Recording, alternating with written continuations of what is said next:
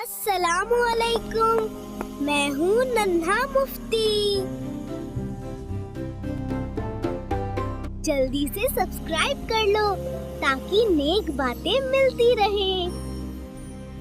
आज मैं आपको एक प्यारी सी कहानी सुनाऊंगा।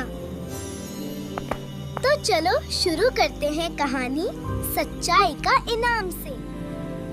एक दिन अली स्कूल जा रहा था। मौसम बहुत प्यारा था। रास्ते में उसे एक सोने का सिक्का मिला।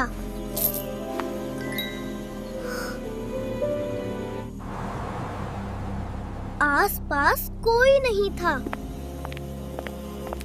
दिल ने कहा, ये किसी और का हक है। उसने ठान लिया सिक्का लौटाना है। अली ने सोचा, अगर ये सिक्का मेरा नहीं तो मुझे उसे उसके हकदार को देना चाहिए। हर दुकानदार से पूछता, क्या आपने एक बूढ़े मौलवी साहब को देखा है? वो मस्जिद पहुंचा और मौलवी साहब को ढूंढने लगा। अली ने देखा एक बुजुर्ग शख्स कबूतरों को दाना खिला रहे थे। अली ने अदब से कहा, अस्सलामु अलैकुम मौलवी साहिब। मौलवी साहब ने मुस्कुरा कर कहा, वालेकुम अस्सलाम बेटा, क्या बात है? अली ने कहा, ये सिक्का मुझे रास्ते में मिला, शायद आपका हो। मौलवी साहब की आंखों में आंसू आ गए। बोले, बेटा ये तो मेरा ही सिक्का है। मौलवी साहब ने कहा, बेटा तुमने एक अमानत लौटाकर बड़ा काम किया है। अली मुस्कुराया क्योंकि उसने सीखा कि सच्चाई ही सबसे बड़ा खजाना है। मौलवी साहब बोले, अली अगर तुम सच के रास्ते पर चलें तो तुम्हें एक अजब रहस्य मिलेगा। अली ने हैरानी से पूछा, रहस्य? कौन सा रहस्य मौलवी साहब? मौलवी साहब ने इशारा किया, इस नक्शे में सच के कुएं का रास्ता है बेटा। अली ने सिक्के को देखा। वो अब हल्का सा चमक रहा था, जैसे कुछ बताना चाहता हो। नन्हा मुफ्ती बोले, अली शायद ये सिक्का हमें किसी नेकी की ओर ले जा रहा है।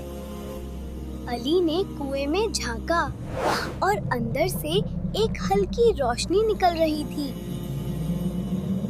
नन्हा मुफ्ती ने कहा, शायद ये हमें किसी हिकमत का सबक सिखाने वाला है। रोशनी में लिखा था, अल्लाह सब्र करने वालों के साथ है। नन्हा मुफ्ती बोले, अली जिसने सब्र और यकीन सीखा उसने जिंदगी का सबसे बड़ा रहस्य पा लिया।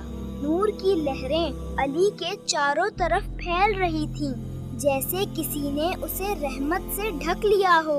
अली ने अपने सीने में वही रोशनी देखी जो कुएं से निकल रही थी। अली, ये सच की रोशनी है जो अब तेरे दिल में बस गई है।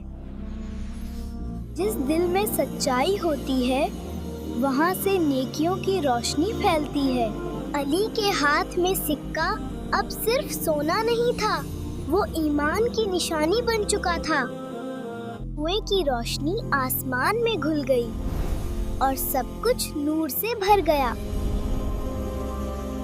सुबह का नूर फैला और अली ने सीखा, हाँ, सच्चाई का इनाम हमेशा रोशनी है। नन्हा मुफ्ती ने कहा, बच्चों हमेशा सच बोलो क्योंकि वही तुम्हारा असली इनाम है।